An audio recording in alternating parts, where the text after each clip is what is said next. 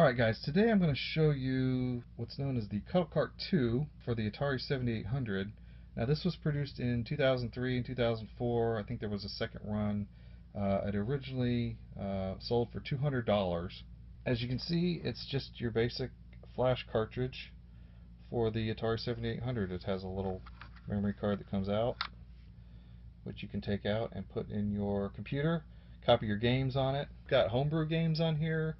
I've got hack games on here, prototype games on here, games that you just can't do if they were on a regular 7800.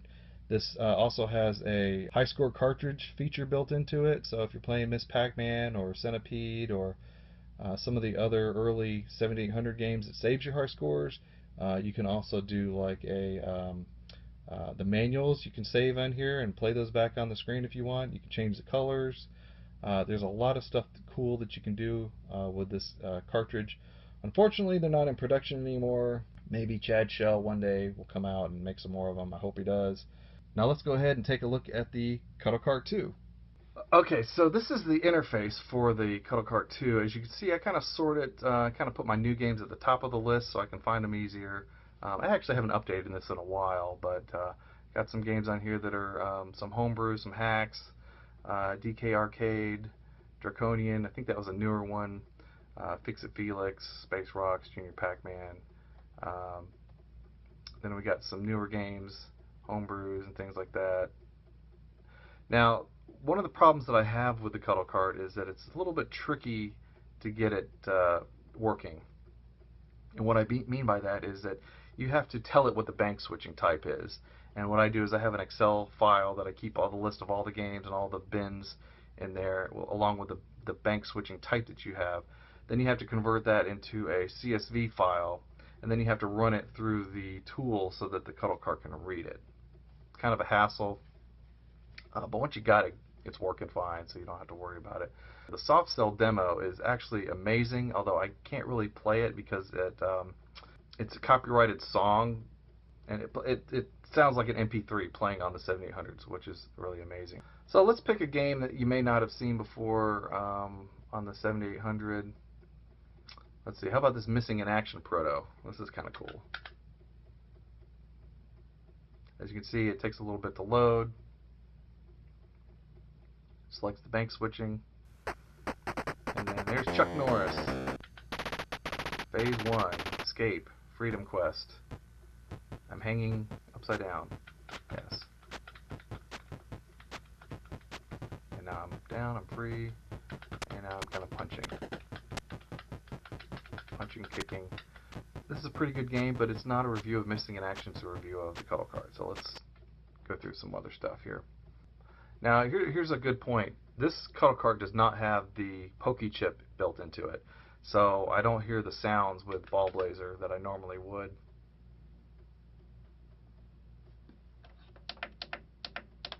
Which, as most people know, Ball Blazer has some really amazing music in it. But as you can see, it's totally silent on this because I don't have the Pokey. Now, I could go out and cannibalize a Ball Blazer cartridge and put the Pokey in here, and it would work just fine. But I've never gone and done that. So I have all my other games here. There's Beef Drop. That's a very good Burger Time clone. Bonk is a very good Qbert clone. Was never released on the 7800. These are games that you can play on a cartridge like this. Crazy Bricks, Crystal Quest, and it's basically the same.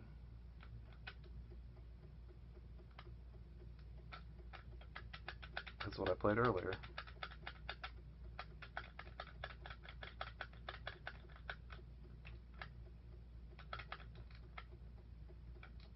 The other thing that you can do with the Cuttle Cart 2 is you can play 2600 games on here, which is what I've been doing for my series of really bad games for the 2600 that are worse than ET. Here's one that I really like, Bmx Air Master.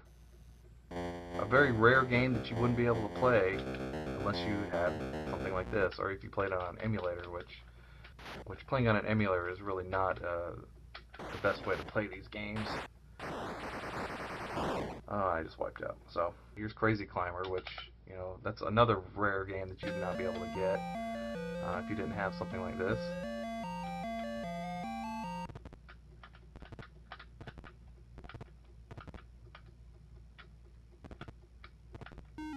And I'm dead. Let's see if I go. There's some hacks here, so you can play your. You can even hack your own game and put it on here. I have mine as Moon Patrol Plus, which is right here.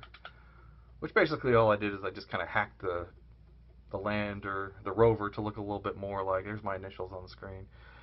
Make it look a little bit more like the arcade version. I think that's pretty cool. I can play basically a game that I worked on. I made the little rocks look a little bit better too. And I'm dead. Here's some homebrew stuff here that I've got on Hunchy, Jow's Pong, Fall Down. Let's try Fall Down. This is a fun game. I think you can get this in the Atari Age store. Oh, totally blew that one. That one. Oh. I'm dead. Lots of homebrews that I have off here. I try to keep it updated with the homebrews from Atari Age. I keep all my paddle games together so I don't have to keep scrolling through and hunting for them. Here's some Proto games. Let's see if we can find one that's good. How about Donald Duck Speedboat? I'm playing this on a real 7800. And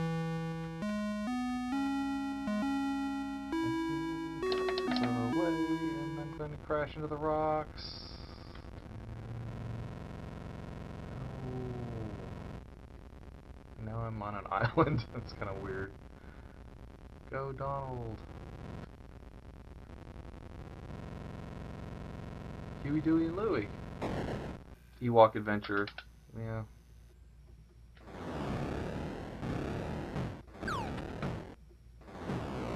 Of course, I can't figure out how to fly this crazy thing.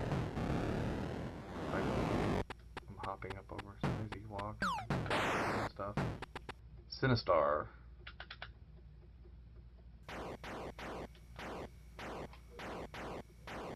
Can you believe they attempted this on the 2600?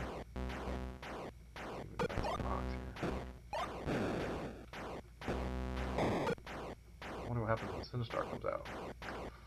You can also do supercharger games on here. Yeah, I don't know what's going on with the supercharger games, but they used to work. You'd see the little and it would load the game, and you'd be playing supercharger games. So I don't know what I did to screw that up. Now there's also some other options that you can do in here. You can load the manual into as text files into the cartridge so that you can read it how to play the game. So, gee, if you forgot how to play E.T., you could always bring that up. Also, here's some utilities, some user settings. Remember last menu position, start in select mode, screensaver on, boot into developer mode, select colors. So if I wanted, I could change the colors and stuff. Update the emergency boot ROM. If somehow you screw up the Cuttle cartridge, apparently you can restore everything. I've never had to worry about that, so update the boot ROM. I don't think I've ever had to do that. So anyway, that's kind of my brief review of the Cuttle Cart. I'm sorry to say that it's not something that you can just go out to Shells Electronics and get anymore. You might get lucky and find one on eBay. I've had mine for years and years, and it's just been the greatest thing ever. So thanks for watching the video, and I hope to see you on the next one.